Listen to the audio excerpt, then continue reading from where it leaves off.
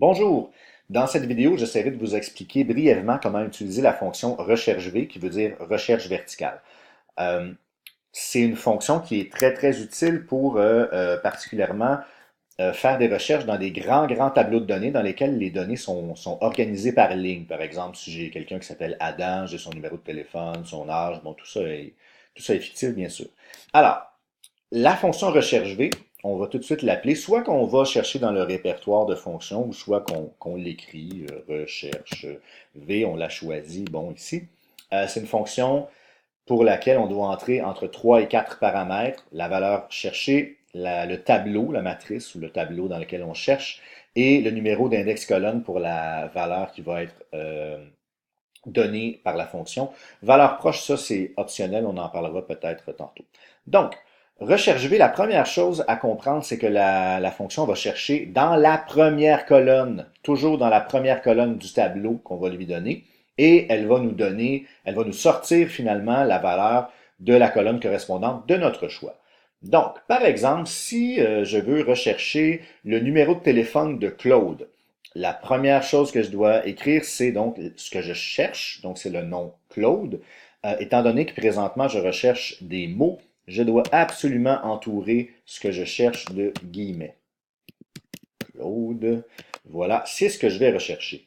Point virgule, la deuxième chose que je dois donner, c'est dans quel tableau est-ce que je vais rechercher tout ça. Donc je sélectionne tout le tableau. Point virgule, et c'est là qu'on va donner à la fonction qu'est-ce que je veux qu'il ressorte de ma recherche. Donc, je recherche Claude dans la première colonne et moi, je veux qu'on me donne le numéro de téléphone. Donc, ce que je veux, c'est l'élément qui se trouve dans la deuxième colonne de mon tableau. Je demande donc 2 pour dire lorsque tu me trouveras Claude dans la première colonne, donne-moi l'élément de la deuxième colonne qui va correspondre à Claude. Donc voilà, je pèse Enter. Et donc, on me sort le téléphone de Claude comme demandé. Donc, j'aurais pu demander euh, le téléphone de, tiens, Doris. Ça m'aurait donné le numéro de téléphone de Doris. Donc, ça marche. Maintenant, une chose fondamentale, c'est que les données doivent être présentées en ordre alphabétique ou si c'est des nombres, en ordre croissant. Par exemple, ici, j'ai fait exprès pour mettre le nom Diane pas à sa place dans l'ordre alphabétique. Ce qui se passe, c'est lorsque je vais demander de faire la recherche Diane. Donc, c'est pas la bonne réponse qui sort. Regardez, le numéro de téléphone Diane, c'est 2222222 et on me donne 3450987. Donc, ce qui s'est passé, c'est que Excel parcourt la première colonne à la recherche du nom Diane et lorsqu'il atteint Doris, Excel sait qu'il a dépassé la position où devrait se trouver Diane. Donc, il arrive ici, Doris, ah, j'ai dépassé, alors il va donner la dernière valeur la valeur précédente, en fait. Donc, il a donné le numéro de téléphone de Corinne. Donc, si les données ne sont pas organisées, si la première colonne n'est pas en ordre alphabétique ou numérique, ça ne fonctionne pas bien. Donc, c'est très important.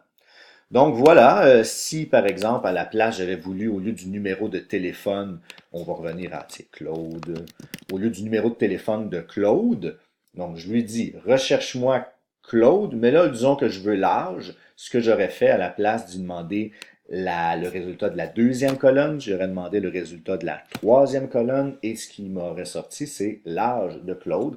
Donc, dans ce cas-ci, ça devrait être 65. 65, ça marche. Donc, c'est la base de la fonction recherche V. Sur l'autre feuille, je peux vous faire un autre exemple. Ce que j'ai fait là, à la place, c'est exactement la même base de données que j'ai ordonnée en ordre d'âge. Si vous regardez, les âges sont en ordre croissant. Donc, si je veux faire une recherche verticale, maintenant, étant donné que je vais rechercher, la recherche se fait toujours dans la première colonne. Donc, si je veux trouver quelqu'un qui a 43 ans, par exemple, remarquez que j'ai pas besoin de mettre de guillemets parce que c'est un nombre, c'est pas un mot. Donc, recherche-moi la personne qui a 43 ans dans ce tableau-ci et tu vas me ressortir son nom. Donc, je veux l'élément en deuxième colonne. On me sort bien Doris. pour cet exemple-là. Donc, ça fonctionne bien. Euh, Qu'est-ce qui arrive si je lui demande de rechercher un âge qui n'est pas là? Alors, si je lui demande, trouve-moi quelqu'un qui a, je ne sais pas moi, 59 ans. Alors, étrangement, il me donne une réponse alors qu'il n'y a personne qui a 59 ans. C'est le principe est le suivant. Excel recherche le numéro 59 dans la première colonne et lorsqu'il dépasse, il dit oh, je suis passé tout droit, je vais te donner le précédent. Donc, il m'a donné Wayne. Si tu veux pas que ça arrive, ce que tu vas faire, c'est que tu vas utiliser la fonction, le quatrième paramètre, valeur proche. Pour faire ça, vous avez simplement à rajouter un 0 à la fin. Et ce qui va se passer, c'est si l'élément de votre recherche, comme ici 59, ne se trouve pas dans la première colonne, il va vous dire que c'est pas possible, ça ne fonctionne pas. Donc, c'est une façon de faire aussi si vous voulez pas, si vous voulez seulement avoir les résultats qui sont vraiment dans votre première colonne. Donc, c'est l'idée de la fonction recherche V. Voilà.